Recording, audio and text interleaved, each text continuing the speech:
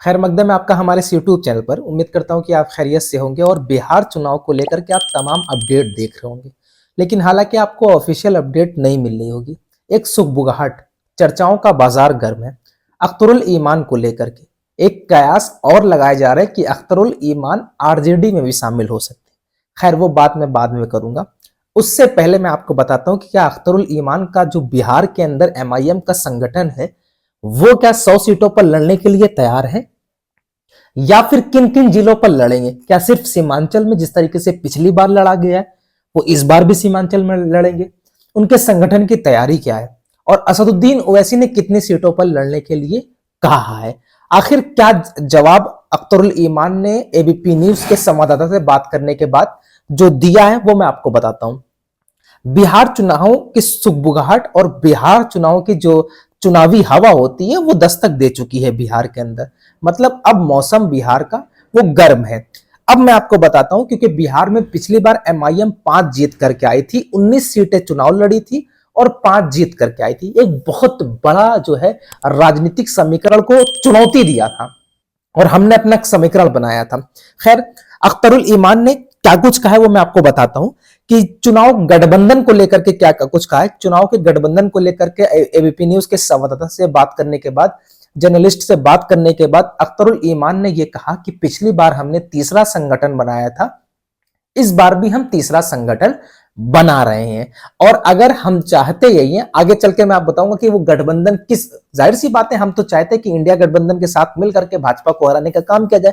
लेकिन जब एबीपी के पत्रकार ने उनसे सवाल किया कि क्या इस बार भी आप गठबंधन संगठन बनाए हुए, तो उन्होंने कहा कि पिछली बार भी हमने तीसरा संगठन बनाया था और इस बार भी हम संगठन बना रहे हैं, हमारी तैयारी जोरों शोरों पर है।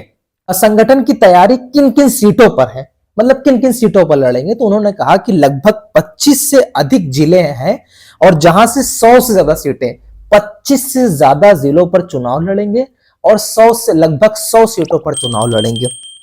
लेकिन वहां पर उन्होंने एक चीज क्लियर कर दी कि अंतिम फैसला अगर कोई लेगा तो बैरिस्टर असदुद्दीन ओवैसी ही लेंगे। बैरिस्टर असदुद्दीन ओवैसी जितनी सीटों पर कहेंगे उतनी सीटों पर ही बिहार के अंदर चुनाव लड़ा जाएगा। लेकिन अख्तरुल ईमान जो कि पिछली बार उनकी क़यादत में चुनाव लड़ा गया और 5 सीटें जीत करके आए, उन्होंने ये कहा कि 25 जिलों में हमारा संगठन पूरी तरीके से तैयार है और हम लगभग 100 सीटों पर पूरी तैयारी बना चुके हैं। अब कौन कौन से जिले होंगे, कौन कौन से एरिया होंगे वो भी मैं आपको बताता हूं। फिर पत्रकार ने पूछा कि 50 से 60 सीटें पर लड़ने का इरादा है, तो अख्तरुल ईमान ने यही कहा कि बिल्कुल यकीनन हम लड़ेंगे।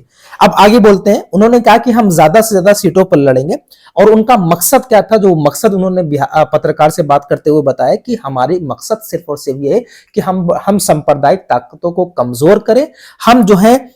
हम चाहते हैं कि सब दल एक साथ मिल करके आए और भाजपा को हराएं। उनका सीधा सीधा कहना यह है कि हम अकेले चुनाव अभी, अगर हम जो लोग कह रहे हैं कि हम भाजपा को हराने आ रहे हैं, वो ये कह रहे हैं कि आइए संगठन के साथ मिलिए, हम सब मिल करके चुनाव लड़ेंगे। तो एक बात तो क्लियर हो चुकी है कि भाई वो बार बार कोशिश कर रहे हैं कि बिहार के अंदर एक बड़ा संगठन तैयार हो, बड़ा गठबंधन तैयार हो, जिससे भाजपा को हराने में आसानी पैदा हो।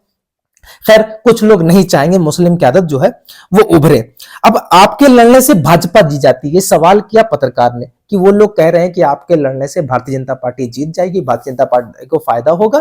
तो उन्होंने जवाब में दिया कि अगर उन्हें लगता है कि भाई हमारे लड़ने से भाजपा जीत जाएगी, वोटों का बंटवारा हो जाएगा, तो जहां जहां पर ऑल इंडिया मजलिस इत्तेहादुल मुस्लिमीन ने नॉमिनेशन कर रखा है, अपने कैंडिडेट उतार रखा है, वहां पर अपने कैंडिडेट ना उतारे, भाजपा नहीं जीतेगी। सीधा सा उन्होंने जवाब दिया। फिर पत्रकार ने पूछा कि पिछली बार आप 19 सीटों पर चुनाव लड़े थे, तो इस बार उन्होंने कहा कि इस बार जो है हम इससे दुगनी सीटों पर चुनाव लड़ेंगे, यानी 38-40 सीटें तो कंफर्मली है। एक बात तो हम आपको बता दें, क्योंकि एक नारा भी था कि 4 तोड़े हो 24 लाएंगे, तो वो नारा भी कहीं ना कहीं जो है वो असरदार साबित करने के लिए पूरी तैयारी है। एमआईएम की संगठन पूरी तरीके से तैयार है।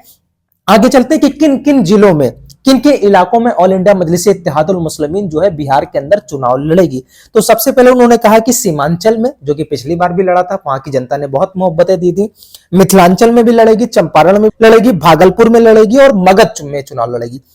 मतलब 5 जिलों का नाम इन्होंने ले लिया, 5 जिलों का नाम लिया और 25 जिलों में कहा कि हमारे संगठन तैयार है, 100 से ज्यादा सीटों पर हम तैयारी कर रहे हैं, 25 जिलों पे पूरा संगठन तैयार है चुनाव लड़ने के लिए। मतलब एक बात तो साफ हो चुकी है कि इस बार बिहार के अंदर ऑल इंडिया मजलिस इत्तेहादुल मुस्लिमीन अपनी मौजूदगी बहुत बड़ी तादाद में दर्ज कराने वाली है। इस बात को आप समझ लीजिए।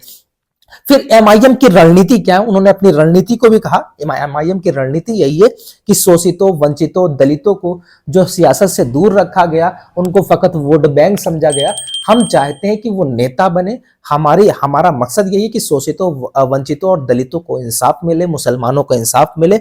असदुद्दीन ओवैसी ही अंतिम निर्णय लेंगे। ये पूरी बात का जो है वो ओवरऑल आप समझ लीजिए कि अख्तरुल ईमान कह रहे हैं कि हम जो है हमारा संगठन 25 से ज्यादा सीटों पर काम कर रहा है। अख्तरुल ईमान साहब कह रहे हैं कि लगभग सीमांचल, मिथिलांचल, मगध, भागलपुर और ये तमाम सीटों पर जो है वहां पर हम चुनाव लड़ेंगे। संगठन पूरी तरीके से तैयार है और जो है 19 से ज्यादा सीटों पर चुनाव, मतलब 19 सीटों पर चुनाव नहीं लड़ने वाले, लगभग 30-40 सीटों पर तो बिल्कुल कंफर्म ही है, क्योंकि नारे के मुताबिक 4 तोड़े हो 24 लाएंगे, तो उसके मुताबिक तो लगभग 40-50 सीटों पर लड़ना होगा ही। और दूसरा सबसे कमाल की बात यह है कि अगर किसी को लगता है कि मेरे लड़ने से भाजपा आ जाएगी, तो उन लोगों को चाहिए या तो हमसे गठबंधन कर ले, या फिर अगर गठबंधन नहीं करते हैं तो भाई जिस सीटों पर हम लड़ रहे हैं तुम्हें डर है कि भाजपा आ जाएगी, तो बराए मेहरबानी वहां पर अपने कैंडिडेट का नॉमिनेशन फाइल मत कराएं। सीधी सी बात है। तो इस वक्त की बड़ी खबर यही है कि बिहार के अंदर से, बिहार ही एक ऐसा राज्य था जहां से असदुद्दीन ओवैसी की मुस्कुराहट में इजाफा हुआ था।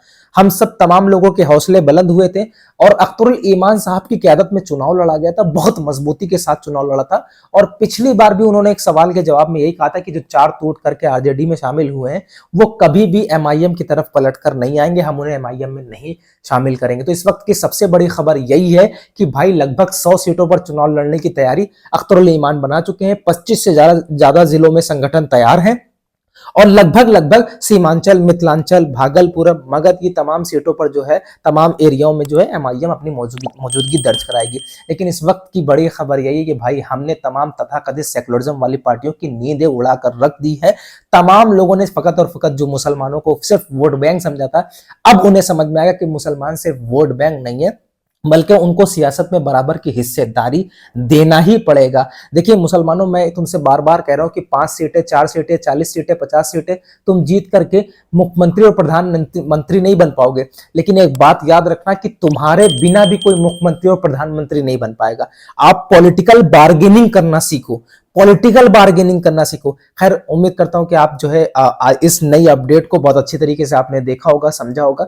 इस वक्त मैं आपको तमाम ऑल इंडिया मजलिस इत्तेहादुल मुस्लिमीन की अपडेट देता रहता हूं और खास करके बिहार के संगठन से, बिहार के लोगों से, एमआईएम के मुख्य जिम्मेदार से बात होती है, चाहे वो आदिल हसन साहब हो या फिर इंजीनियर आफ्ताब साहब हो या फिर अख्तरुल ईमान साहब हो। मैं ऑफिशियली रिपोर्ट निकाल करके आपको बताता हूं, तो मेरे यूट्यूब चैनल को सब्सक्राइब कीजिएगा और वीडियो शेयर कीजिएगा।